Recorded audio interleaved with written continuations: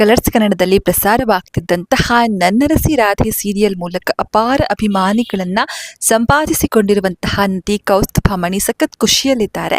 ನನ್ನರಸಿ ರಾಧೆಯ ಬಳಿಕ ಸುವರ್ಣದ ಗೌರಿಶಂಕರ ಸೀರಿಯಲ್ನಲ್ಲಿ ಕಾಣಿಸಿಕೊಂಡಿದ್ರು. ಆದರೆ ಮದುವೆ ಫಿಕ್ಸ್ ಆದ ಬಳಿಕ ಸೀರಿಯಲ್ಗೆ ಗುಡ್ ಬೈ ಹೇಳಿದ್ರು. ಇವರ ನಟನೆಗೆ ಅಪಾರ ಅಭಿಮಾನಿಗಳು ಕೂಡ ಇದ್ದಾರೆ.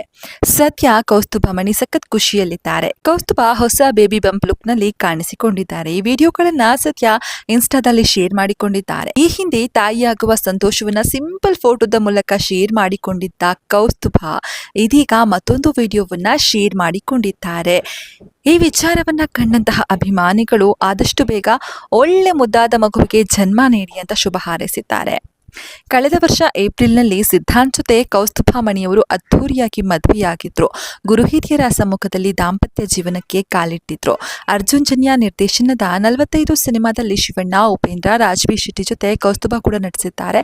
ಈ ಚಿತ್ರ ಆಗಸ್ಟ್ 15ರಂದು ಬಹುಭಾಷೆಗಳಲ್ಲಿ ರಿಲೀಸ್ ಆಗಲಿದೆ.